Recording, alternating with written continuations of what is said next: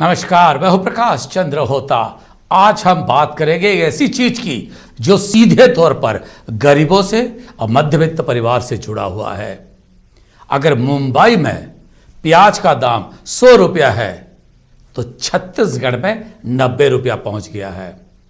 क्या मुंबई और रायपुर के बीच का अंतर मात्र 10 रुपया है? गरीबों की थाली से प्याज गायब हो गया है। लगातार महंगाई और विशेषकर प्याज और आलू का रेट जिस हिसाब से बढ़ता जा रहा है, गरीबों के इस पहुंच से ये दूर हो गया है। वैसे ये नई बात नहीं है, अचानक रेट नहीं बढ़ा है। अगस्त महीने से ये रेट बढ़ना शुरू हुआ। केंद्र सरकार सितंबर को जारी किया कि हम निर्यात या बाहर प्याज नहीं भेज सकते। कोई असर नहीं हुआ।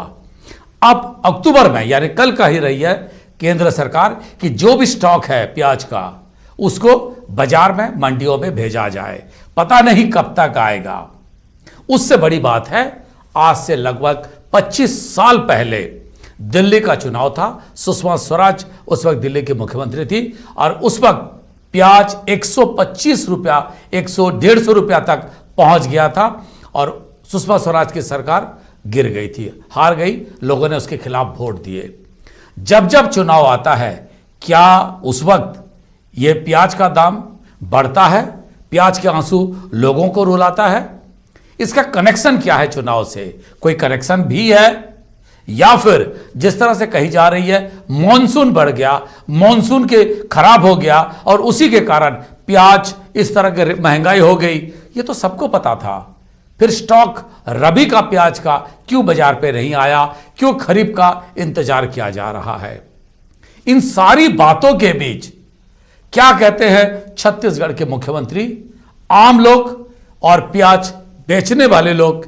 आइए पहले सुनते हैं, फिर आधे घंटे तक इसी विषय पर आज तर्जमा करेंगे, जवाब भी लेंगे और बात भी करेंगे प्याज के आंसुओं को लेकर।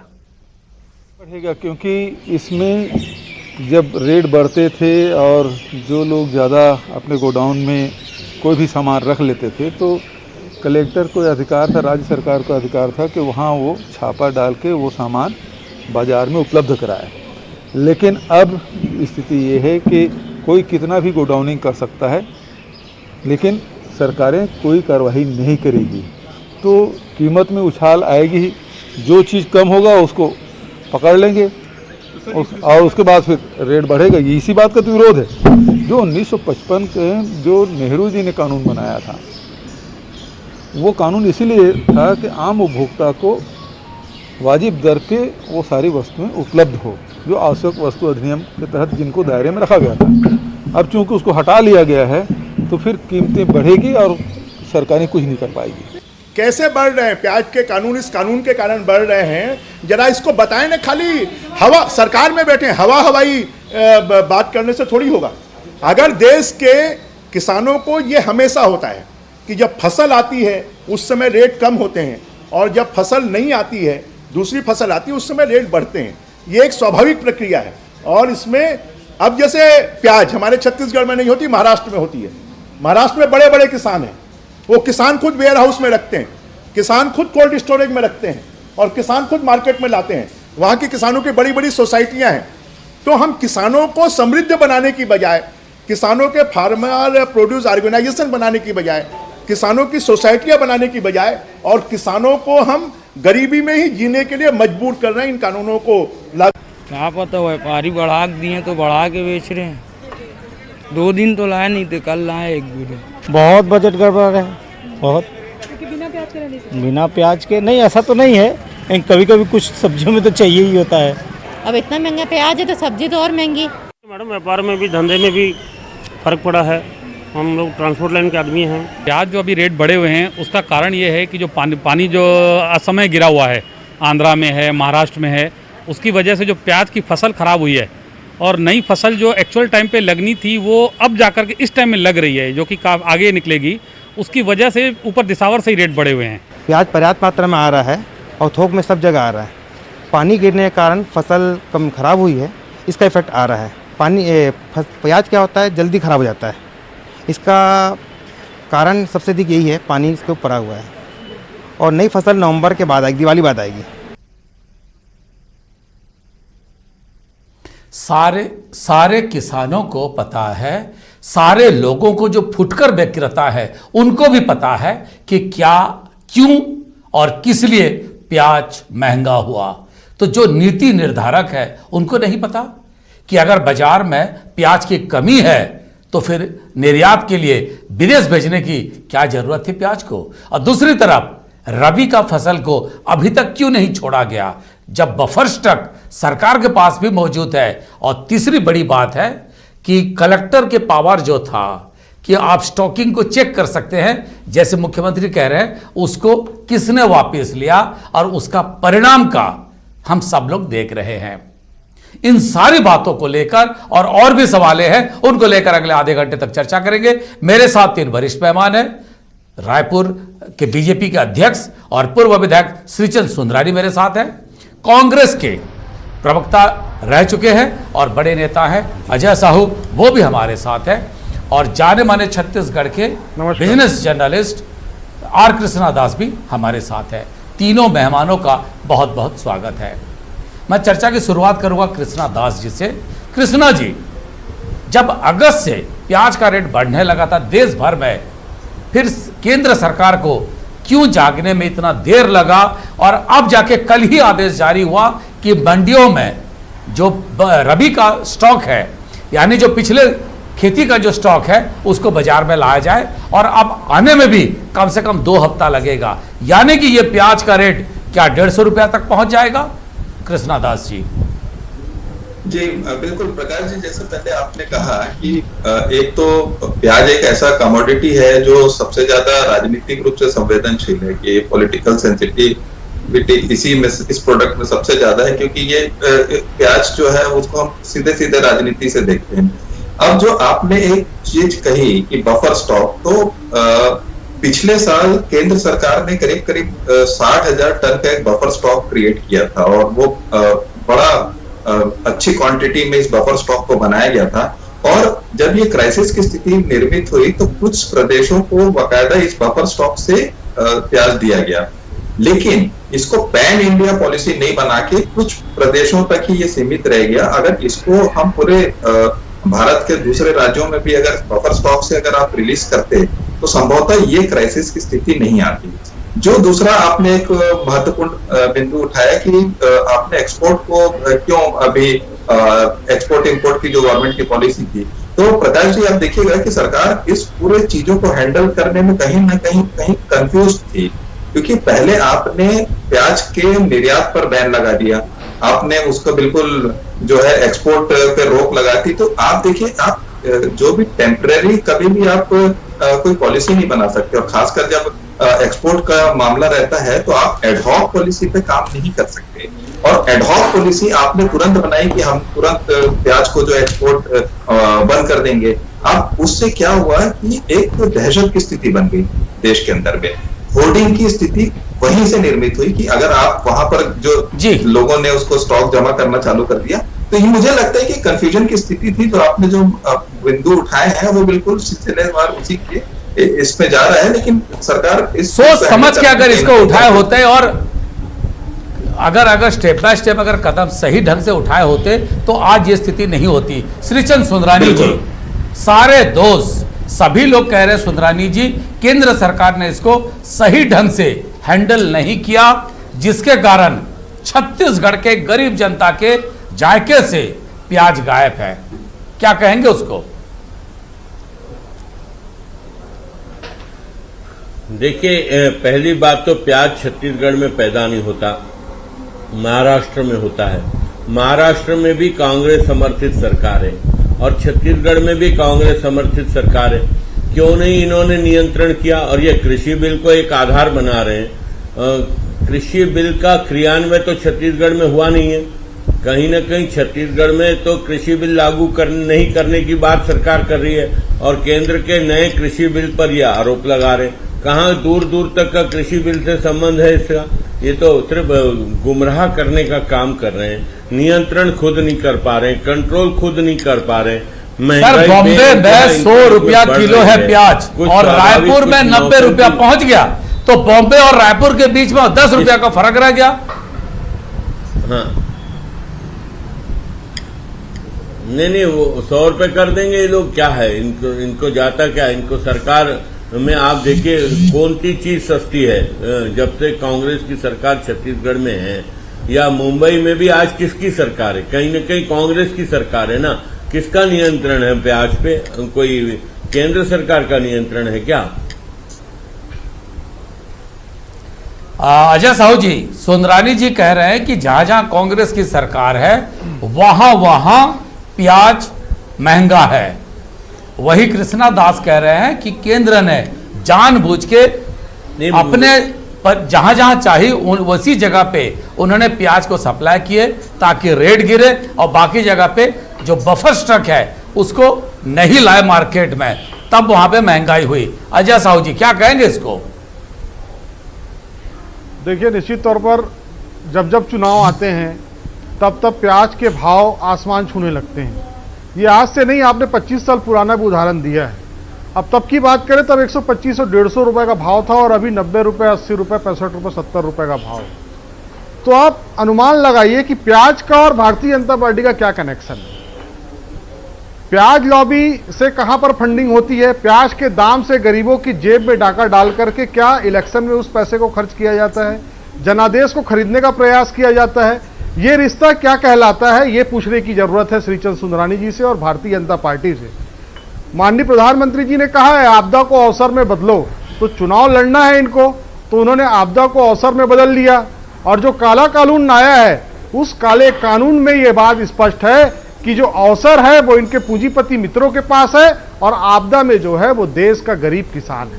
गरीब किसान से 20 रुपए में आप प्याज लोगे, 10 रुपए में आप प्याज लोगे और इस तरीके से 90 रुपए, 100 रुपए, 125 रुपए में जब बेचोगे तो उन कारपोरेट घरानों को फायदा पहुंचाने के लिए जो काला कानून आपने बनाया है ये उसी दिशा में एक कदम है। आने वाले समय में देखिएगा धान और चावल की कीमतें कितने आसमान छुएगी। हम इसीलिए इस काले कानून का, किसान विरोधी कानून का, जिसे कारपोरेट घरानों ने बनाया हो और उसे मंत्री जी के माध्यम से सदन में पेश किया हो, इसका विरोध कर रहे हैं, इसकी घोर निंदा कर रहे हैं। सुंदरानी जी, पिछले साल इसी समय पे प्याज का जो दर था और वर्तमान में जो दर है उसमें लगभग 30 रुपया का अंतर है। क्या अभी जिस तरह से चुनाव का माहौल है उसी लिए है? एक दूसरी बात अगर हम बात करें, अभी भी होता 30 रुपया। जी जी जी जी, बोलिए बोलिए सुंदरानी जी। होता जी, मैं अजय साहू जी से पूछना चाहता हूं कि ऐसी कौन सी धारा है जो काला कानून है और ऐसी कौन सी धारा है जिसके कारण प्याज का दाम बढ़ गया। आपने तो लागू ही नहीं किया छत्तीसगढ़ में साहब, आपको तो हमेशा इसका विरोध ही किया और आप लागू नहीं करने वाले। ऐसा हो ही नहीं सकता। तो सर मुख्यमंत्री कह रहे हैं, सर सुंदरानी जी, मुख्यमंत्री कह रहे हैं जो स्टॉक का लिमिट था, लिमिट को बढ़ा दिया गया। अब तो कलेक्टर चाहे भी तो छापामारी नहीं कर सकता। अत्यावश्यक कानून के तहत जो प्याज आलू का स्टॉक का लिमिट को बढ़ा दिया गया और इसी के कारण अब सरकार के पास वो लागू हुआ कहां नहीं हुआ, लागू कहां हुआ छत्तीसगढ़ में? सर देश का कानून है, देश में लागू है। सरकार ने लागू कहां किया? कानून है वो तो देश में, देश भर में लागू है ना सर। भूपेश बघेल जी पहले बोले कि ये कानून मैंने नहीं, छत्तीसगढ़ सरकार कह रही, क्या अजय साहू जी कह रहे हैं क्या हमने लागू किया नया कृषि बिल? वो तो नया कानून बनाने की बात कर रहे हैं छत्तीसगढ़ में। होता जी अजय साहू जी कह रहे हैं क्या ये लागू हो चुका है यहाँ पे छत्तीसगढ़? माननीय सुंदरानी जी, आप विधानसभा के सदस्य रहे हैं, निर्वाचित विधायक रहे हैं, इस तरीके से आप चैनल में बैठकर झूठी बातों को प्रचलित मत कीजिए। जब देश एक है, देश के राष्ट्रपति जी ने अगर कानून में झूठी बातें नहीं, आप कबूल कर रहे हैं क्या ये लागू कर रही है? अब छत्तीसगढ़, सुन लीजिए मेरी बात सुन लीजिए। आप जब झूठी बातें फैला रहे थे तब मैं सुन रहा था, अब मैं जो कह रहा हूं उसे भी सुन लीजिए सुंदरानी जी, कि अभी जब हम छत्तीसगढ़ में विशेष सत्र लाएंगे, अच्छा आप सच बता दीजिए, मैं झूठ बोल रहा था। तब की स्थिति का आकलन आप अभी से मत कीजिए। हम किसानों को छलने नहीं देंगे। भारतीय जनता पार्टी जो कारपोरेट घरानों को जो फायदा पहुंचाने के लिए जो मापदंड नहीं, लेकर ये आएंगे हम मुझे उसे एक लागू बात नहीं होने बताइए, देंगे। हम किसानों के जेब में मैं- पैसा जाने से रोकने नहीं देंगे। हम आपको ये अजय- बताना चाहिए कि आपने छत्तीसगढ़ के किसानों के अजय लिए, साहू जी, एक जो बात किसान हैं, बताइए आप उन मुझे। लोगों के लिए आपने क्या किया है? मैं आपसे अजय साहू जी एक ही बात पूछना चाहता हूं, क्या वर्तमान में केंद्र द्वारा लागू नया कृषि बिल आपने लागू कर दिया है क्या छत्तीसगढ़ में? सर इनको लागू करना नहीं हम करना ये बात कह रहे हैं, आपसे है। अजय साहू जी, लागू आपसे हो गया ना, पूछना देश चाहता में हूं लागू नेताजी हुआ है के कि नहीं माध्यम हुआ से। ये बताइए। छत्तीसगढ़ क्या देश के बाहर है? नहीं, ये बोल रहे ना, ये बोल रहे ना इस कृषि बिल के कारण प्याज के दाम बढ़े। हमारा ये कहना है, हमारा ये कहना आप है, केंद्र पे हमने आरोप सभी लगा जिला रहे हैं ना। कलेक्टरों को निर्देश आप किया है केंद्र पे आरोप और वो लगा जाकर रहे के हैं, देख काला रहे कानून हैं बता आपूर्ति रहे हैं ना। कितनी है आप और काला आवक कितनी है कानून बता रहे हैं और ना। खपत तो कितनी है। होता हमने जी, हमने ये निर्देशित लोग कर दिया काला है कानून बता हमारी रहे हैं ना। सरकार छत्तीसगढ़ के लोगों को जितना राहत नया देना है कृषि बिल को उतना ये राहत काला देने की कानून दिशा में मान काम रहे कर ना। रहे हैं। सुंदरानी जी एक सवाल यही उठता ये है नया क्या काला जो कानून भारत मान सरकार रहे ने हैं कह इसको। दिया, सुंदरानी जी भारत सरकार में जब कह दिया कि आप स्टॉक जितना चाहे रख सकते ये होता है हैं, जी। उसके बाद राज्य सरकार अत्यावश्यक कानून को परिवर्तन कर सकता है क्या? नहीं कर सकता। इसी बात का तो कह रहे हैं। नहीं कर सकता, मैं भी मानता हूं, लेकिन देखिए होता जी लेकिन क्या है, होता जी, ये व्यापारियों की क्यों पार्टी है, छत्तीसगढ़ की व्यापारियों को जनता लाभ गुलामी पहुंचाने में के रख रहे लिए हैं कि हम केंद्र इस के- तरीके का कार्य किया जा रहा है। आप सुंदरानी व्यापारी जी, एक विरोधी चीज हो चीज क्या? और भी है। आप व्यापारी विरोधी पार्टी हो क्या? हम व्यापारियों की पार्टी, आप विरोधी हो क्या व्यापारियों के?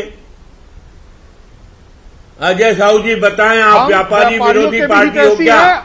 सुनिए, हम व्यापारियों के भी हितैषी हैं और उपभोक्ता के भी हितैषी अच्छा, हैं। किसी के अच्छा, साथ अन्याय नहीं व्यापारियों- होने देंगे। किसी को नहीं, किसी को आप हम पे लूटने आरोप नहीं लगा रहे हो देंगे। व्यापारियों की कानून का पार्टी, राज तो है। आप क्या कानून हो? के हिसाब से चलना नहीं होगा। नहीं, आप व्यापारियों के विरोधी हो क्या?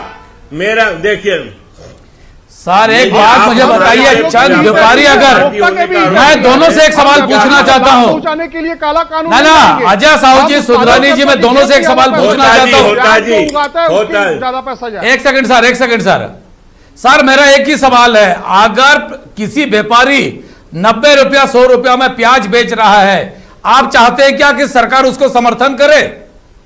प्रदेश के 3 करोड़ जनता को 100 रुपया के भाव में मैं नहीं अगर चाहता कोई व्यापारी समर्थन प्याज करें। बेचे क्यों नहीं तो दंडित उसको कर रहे हैं? समर्थन करे क्यों क्या नहीं कोई? दंडित कर रहे हैं? अगर कोई कालाबाजारी करे, कोई स्टॉक बढ़ा के रखे, तो सर कानून कौन सा? छत्तीसगढ़ में कार्रवाई हो रही है। सर कानून कौन सा? सर स्टॉक नहीं आप अलाउ कर रहे हैं। कानून- कृष्णा दास जी, क्या कानून जो स्टॉक को, सर एक सेकंड, कृष्णा दास जी, जो स्टॉक को खुला छूट दिया कि जितना भी चाहो आप स्टॉकिंग कर सकते हो, गोदाम में भर सकते हो, क्या यही कारण है कि इस तरह के रेट में अंतर आने लगे हैं?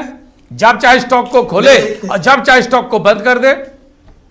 कृष्णा दास जी, नहीं, मुझे लगता है ये बहुत जल्दबाजी होगी अपन इस कंक्लूजन में पहुंचना, क्योंकि अभी तो वो लॉ पूरी तरीके से इफेक्टिव हुआ नहीं है, तो इसलिए हम उस कंक्लूजन पे सीधे सीधे पहुंच जाना, प्रकाश जी, मुझे लगता है कि बहुत जल्दबाजी होगी कि हम सीधे उस पर्टिकुलर क्लॉज को लेके अगर हम इस निष्कर्ष पर निकलते हैं कि इसके कारण ही तो सरकार रेट अगर बढ़े छापा हैं। मारे तो किस कानून के तहत छापा मारे?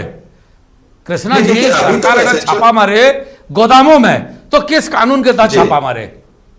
नहीं, वो देखिए, वो एक्ट तो यहाँ पर अभी इम्प्लीमेंट हुआ ही नहीं है, तो जो ऑलरेडी एग्जिस्टिंग जो एक्ट है वो तो उस पर लागू होगा प्रकाश जी, क्योंकि आगे आपने उस एक्ट को अभी यहाँ, तो आप उस कानून जो यहाँ पर आपने लागू नहीं किया है, तो स्वाभाविक है कि जो पुराने कानून है उस पर आप कार्रवाई कर सकते हैं। तो मुझे लगता है कि एसेंशियल कमोडिटी एक्ट पे जब नया कानून बन गया, राष्ट्रपति का दस्तखत हो गया, कृष्णा जी, जब राष्ट्रपति का दस्तखत हो गया, गैजेट में नोटिफिकेशन हो गया, तो और बचा क्या? जी नहीं, देखिए, आप देखिए, उसमें पंजाब ने कल इंप्लीमेंट किया है, अपना खुद का लॉ लाया है, तो अब क्या है, यहाँ तो सर 27-28 को, हाँ, 27 उसी का फायदा तो उठा रहे हैं ना लोग। हाँ, वही विधानसभा आएगा, विधानसभा में कानून बनेगा और कानून बनने के बाद वो फिर राज्यपाल के पास जाएगा, दस्तखत होगा, गजट नोटिफिकेशन होगा, नोटिफिकेशन के बाद ही प्रदेश का अलग कानून रहेगा। वर्तमान में तो जो कानून है, कानून तो वही है। और उपभोक्ताओं का केंद्र और राज्य के झगड़ा में मेरा एक सीधा सवाल है, बेचारा गरीब उपभोक्ता जिसके थाली में प्याज गायब हो गया, वो कहां जाए? बिल्कुल आप सही बोल रहे हैं प्रकाश जी। देखिए सरकार को, देखिए ऐसा नहीं है कि राज्य सरकार के पास में बिल्कुल एकदम निहत्ती हो गई है, राज्य सरकार कुछ नहीं कर सकती। जैसे मैंने आपको कहा कि केंद्र सरकार की कुछ पॉलिसीज ऐसी थी या कुछ एक कंफ्यूजन की स्थिति थी जिससे केंद्र सरकार इस चीज को जिस तरीके से नियंत्रित करना था या जिस तरीके से हैंडल करना था नहीं कर पाई। लेकिन क्या इसके बावजूद राज्य के पास में ऐसा कोई अस्त्र नहीं है क्या कि वो उसको संभाल नहीं पाए? मैं आखिरी सवाल अजय साहब से पूछना चाहता हूं। ठीक है, ठीक है सर। अजय जी, मेरा एक सवाल है आपसे। जिस तरह से ये पूरी बातें हो रही है, केरल में प्याज 50 रुपया किलो में केरल की सरकार बेचना चाहती है, छत्तीसगढ़ में भी क्या इस तरह के कोई पहल आपकी सरकार कर सकती है?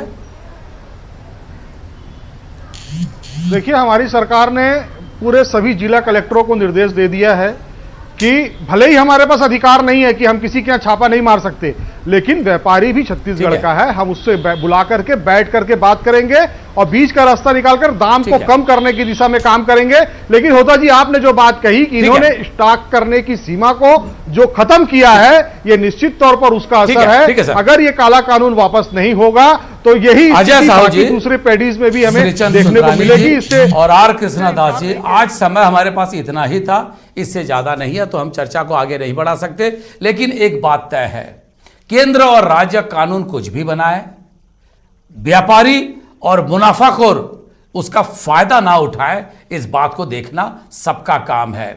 रास्ता ढूंढ ले, चाहे प्रशासन अगर इस तरह का ठान ले तो कालाबाजारी या मुनाफाखोरी रुक सकता है।